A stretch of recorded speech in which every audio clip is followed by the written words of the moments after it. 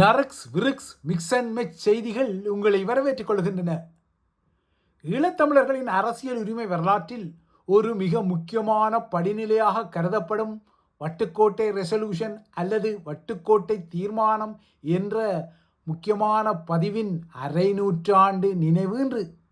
இன்றைக்கு 50 வருடங்களுக்கு முன்னர் 1976ஆம் ஆண்டில் இதே நாளான மே 14 தான் யாழ்ப்பாணம் வட்டுக்கோட்டையில் நடைபெற்ற தமிழர் விடுதலை கூட்டணியின் மாநாட்டின் போது தந்தை செல்வா விழிப்பு எஸ்ஜேவி செல்வநாயகம் தலைமையில் இந்த வரலாற்று சிறப்புமிக்க தீர்மானம் நிறைவேற்றப்பட்டிருந்தது.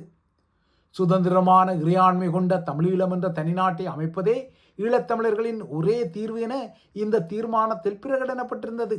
ஆனால் இது ஒரு கட்சியின் தனிப்பட்ட தீர்மானமாக அல்லது பிரகடனமாக அல்லாமல் பின்னர் அது ஈழத்தமிழர்களின் சுயநிர்ணய உரிமையின் அடையாளமாக இன்று வரை நோக்கப்படுகின்றது. அறவழியில் உரிமை கோரிய தமிழ் அரசியல் தலைமைகள் இந்த வட்டுக்கோட்டை தீர்மானத்தின் மூலம் தனிநாடு ஒன்றுக்காக ஜனநாயக அங்கீகாரத்தை பெற்ற பின்னர் அதற்கு மறுவருடமான 1977 இடம்பெற்ற ஸ்ரீலங்காவின் பொது தேர்தலில் தமிழர்களின் பேராதரவு தமிழர் விடுதலை கூட்டணிக்கு கிட்டி பெரும் எழுச்சியுடன் வாக்களிப்பு பதிவாகிக் கொண்டது. வட்டுக்கோட்டை தீர்மானம் உருவான பின்னர் வட்டுக்கோட்டை தீர்மானத்தின் இந்த பொன்விழா ஆண்டு விடுதலை புலிகள் என்ற ஆயுதவழி அரசியல் உரிமை போராட்டத்தின் பொன்விழா ஆண்டாகவும் வருவதையும் இங்கு அவதானித்துக் கொள்ள வேண்டும். வட்டுக்கோட்டை தீர்மானம் அதற்கு பின்னர் உருவான ஈழத்தமிழர்களின் ஆயுதவழி அரசியல் போராட்டத்திற்கும் ஒரு தார்மீக அடிப்படையாக அமைந்ததாக கூறப்படுகின்றது. முள்ளிவாய்க்கால் பேரழிவுக்கு பின்னர் புலம்பெயர் தமிழர்களிடையே இந்த தீர்மானம் குறித்து ஒரு பொது வாக்கெடுப்பு நடத்தப்பட்டது. அந்த வாக்கெடுப்பில் வட்டுக்கோட்டை தீர்மானத்திற்கு ஆதரவு வழங்கப்பட்டது.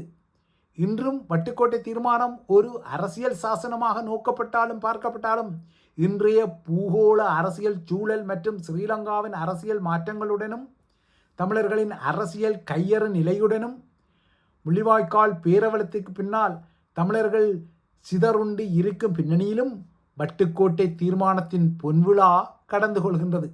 அடுத்து தமிழக பக்கம் பார்வையை திருப்பினால் 1999ஆம் ஆண்டில் தமிழகத்தில் வெளிவந்த படம் முதல்வன். அந்த படத்தில் ஒரு நாள் முதல்வர் பதவி பாத்திரத்தில் நடிகர் அர்ஜுன் அமர்ந்தது போல தற்போதைய முதல்வர் விஜயின் அரசியல் விவகாரங்களை கவனிப்பதற்கான சிறப்பு அதிகாரியாக ஒரு நாள் பதவியில் இருந்த சோதிடர் ராதன் பண்டிட் எனப்படும் ஊத்துக்குழி தமிழரான வெற்றிவேலின் பதவி நேற்று ஒரு நாளில் முடிவடைந்த கதை நீங்கள் அறிந்த கதை. அரசின் உயர் பதவியில் ராதன் பண்டிட் வெற்றிவேல் நியமிக்கப்பட்டமைக்கு தமிழக அரசியல் கட்சிகள் பரவலாக எதிர்ப்பு தெரிவித்ததை அடுத்து முதல்வர் விஜயின் தமிழக அரசு இந்த நியமனத்தை மீளெடுத்திருந்தது. இந்த ரிக்கிராதன் பண்டிட் வெற்றிவேல் இலங்கையின் சில முக்கிய புள்ளிகளுக்கும் சோதிடம் பார்த்தமை குறித்தும் அவர் இலங்கைக்கு இடைக்கிடையே சென்று திரும்பியமை குறித்த தகவல்களும் இப்போது கசிகின்றன. ஆனால் எந்தெந்த புள்ளிகளுக்கு இவர் சோதிடம் பார்த்து கொடுத்தார் என்ற விடயங்கள் இன்னமும் பகிரங்கத்துக்கு வரவில்லை. முன்னாள் தமிழக முதல்வர் ஜெயலலிதாவின் ஆன்மீக ஆலோசகராகவும் இருந்த இவர் அதற்கு பின்னர் ஜெயலலிதா சிறை செல்ல மாட்டார் என சொன்ன சோதிடம் பலித்து கொண்டதால் ஜெயலலிதா தரப்பால் வெறுக்கப்பட்டார், ஒதுக்கப்பட்டார். இப்போது இவர் முதல்வர் விஜயின் ஆஸ்தான சோதிடராக உள்ளார். இவர் கொடுக்கும் ஆலோசனைகளின் அடிப்படையில் தான் விஜய் தனது மனைவி சங்கீதா சார்ந்த முடிவுகள் உட்பட முக்கிய முடிவுகளை எடுத்து வருவதாக கிசுகிசுக்கப்படுகின்றது. ஆனால் இவரது சோதிடத்தை கேட்டுத்தான் விஜய் தனது தனிப்பட்ட வாழ்வில் மனைவியை ஒதுக்கி வைக்கும் ஒரு முடிவை எடுத்தார் என்பதற்கு உறுதிப்பாடுகள் ஏதுமில்லை. எனினும் கிசுகிசுக்கள் உள்ளன. பொதுவாகவே விஜய்க்கு சோதிடத்தில் அதிக நம்பிக்கை உள்ளதாக கருதப்படுகின்றது. இந்த நம்பிக்கைக்கு இந்த சோதிடர் உத்வேகம் கொடுப்பதாகவும் இந்த உத்வேகத்தின் அடிப்படையில் தான் விஜய் தற்போது கண் திருஷ்டி மற்றும் எதிர்மறை ஆற்றல்களின் தாக்கத்தை குறைப்பதற்கான நம்பிக்கையுடைய அபிஷேக பொருளாக பயன்படுத்தப்படும் அரகஜா பொட்டு வைத்து கொண்டு உலா வருவதாக குறிப்பிடப்படுகின்றது. நேற்றும் இந்த பொட்டு வைத்து கொண்டுதான் அவர் தமிழக சட்டசபையில் தோன்றியிருந்தார். விஜய் முதல்வராக பதவியேற்பார் என ரிக்கிராதன் பண்டிட் வெற்றிவேல் சொன்ன விடயம் இப்போது பலித்து கொண்டதால் அதன் பிரதிபலனாக அவருக்கு அரசில் உயர் பதவி வழங்கப்பட்டது. ஆயினும் ஒரு நாளில் அது போனது. இவ்வளவுக்கும் அமைச்சராக நியமிக்கப்பட்டவர்களுக்கே இதுவரை துறைகள் ஒதுக்கீடு செய்யப்படாத நிலையில், இதேபோல தமிழக நிர்வாகத்துக்கே அதிகாரிகள் இன்னமும் முழுமையாக நியமிக்கப்படாத நிலையில் முன்னுரிமை கொடுத்து இந்த சோதிடருக்கு நியமனம் கொடுக்கப்பட்டமை சர்ச்சையாகியது. இந்த சர்ச்சைகளை அடுத்தே 24 மணி நேரத்துக்கு இடையில் இவரது பதவி முன்னுரிமையுடன் நீக்கப்பட்டு விட்டது. பிரித்தானிய நிலவரங்கள் மீது அடுத்து பார்வையை பதித்தால், பிரித்தானியாவில் பிரதமர் கேர் ஸ்டாமருக்கு எதிரான தலைமைத்துவ போட்டிக்கு தலைமை தாங்கிக் கொள்வதற்காக சுகாதார அமைச்சர் வெஸ்ட் ஸ்ட்ரீட்டிங் இன்று எந்த நேரத்திலும் அமைச்சரவையில் இருந்து விலகும் முடிவை எடுக்கலாம், அதனை அறிவிக்கலாம் என்று ஒரு நிலைமை இந்த பதிவு பதியப்படும் போது இருந்தது. கடந்த வார தேர்தலில் தொழிற்கட்சிக்கு கிட்டிய மோசமான அடி கட்சியில் உட்கட்சி நெருக்கடியை உச்சக்கட்டத்தை எட்ட வைத்துள்ளது. ஸ்ட்ரீட்டிங் இன்னமும் அதிகாரபூர்வமான அறிவிப்பை வெளியிடவில்லை என்றாலும் அவர் பிரதமர் கேர் ஸ்டாமருக்கு எதிராக களமிறங்குவது நிச்சயம் போலத்தான் உள்ளது. நேற்று இருவரும் நேருக்கு நேர் சந்தித்துக் கொண்டாலும் இந்த சந்திப்பு சுமூகமாக நடக்கவில்லை என்பதற்குரிய அறிகுறியாக இந்த சந்திப்பு 16 நிமிடங்களுக்கு இடையில் முடிந்தது. இது ஒரு மோதலில் முடிந்த சந்திப்பாகத்தான் முடிந்ததான ஊகங்கள் உள்ளன.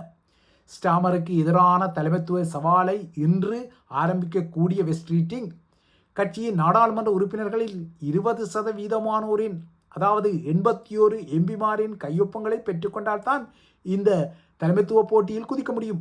அவருக்கு இந்த விடயத்தில் போதுமான ஆதரவு இருப்பதாக அவரது கூட்டாளிகள் கூறிக்கொள்கின்றார்கள். ஆனால் அதே சமயம் பிரதமர் கேர் ஸ்டாமரின் விசுவாசிகளோ வெஸ்ட் ஸ்ட்ரீட்டிங் இன்னமும் இந்த அளவு எம்பிமாரை கொண்டிருக்கவில்லை என சொல்லிக் கொள்கிறார்கள். ஸ்ட்ரீட்டிங்கின் நெருங்கிய பங்காளிகள் அல்லது கூட்டாளிகளாக கருதப்படும் ஜெஸ் பிலிப்ஸ், சுபீர் அகமட் மற்றும் அலெக்ஸ் டேவிஸ் ஜோன்ஸ் உட்பட 4 அமைச்சர்கள் ஏற்கனவே ஸ்டாமரின் அரசாங்கத்திலிருந்து பதவி விலகிய நிலையில் அவர்கள் ஸ்டாமர் பதவி விலக வேண்டும் என அழைப்பு விடுத்துள்ள பின்னணியில்தான் அவர்களுக்கு தோதாக இப்போது வெஸ்ட் ஸ்ட்ரீட்டிங் தலைமைத்துவ போட்டியில் குதிக்கின்றார். ஆனால் ஒரு போட்டி அறிவிக்கப்பட்டால் தனியே ஸ்ட்ரீட்டிங் மட்டும் தொழிற்கட்சியின் தலைமைத்துவத்துக்கு போட்டி வேட்பாளராக இருக்க வாய்ப்பில்லை. ஏற்கனவே அந்த பட்டியலில் ஏஞ்சலா ரெய்னர், ஆண்டி பர்ஹாம், எட் மிலிபாண்ட் ஆகியோர் உள்ளனர். ஆகையால் தொழிற்கட்சியை பொறுத்தவரை அடுத்த 24 மணி நேரம் மிகவும் முக்கியமானது. இது தொழிற்கட்சிக்கு மட்டுமல்ல, பிரித்தானிய அரசுக்கு மிக முக்கியமானது. ஏனென்றால் இப்போது உள்ள பூகோள அரசியல் சூழலில் தொழிற்கட்சி அதாவது அரசாங்கத்தில் ஒரு தலைமைத்துவ நெருக்கடி ஆரம்பித்தால் அது முழு பிரித்தானியாவுக்கும் ஒரு பாதகமான நிலையை ஏற்படுத்தக்கூடும் என்பது எச்சரிக்கப்படுகின்றது. உக்ரைனிய அரசு தலைவர் விளாடிமிர் ஜெலன்ஸ்கியின் வலதுகரமாக கருதப்படும் முன்னாள் பங்காளியான ஆண்ட்ரி எர்மாக் இன்று தடுப்பு காவலை எதிர்நோக்கியுள்ளார். இது உக்ரைனிய அரசாங்கத்திற்கு ஒரு பெரும் அடியாக வந்திருக்கின்றது. ஏற்கனவே நேற்றிரவு ரஷ்யா பெரும் அடியை உக்ரைனுக்கு வழங்கியது. வான்வழி தாக்குதல் தீவிரமாக நடத்தப்பட்டன. இந்த தாக்குதலில் 650க்கும் மேற்பட்ட ட்ரோன்களை ரஷ்யா ஏவியது, 56 ஏவுகணைகளையும் ஏவியது. உக்ரைனிய தலைநகர் உட்பட்ட இடங்களில் இந்த ஏவுகணைகள் விழுந்து வெடித்தன, பல இடைமறித்து சுட்டு வீழ்த்தப்பட்டன.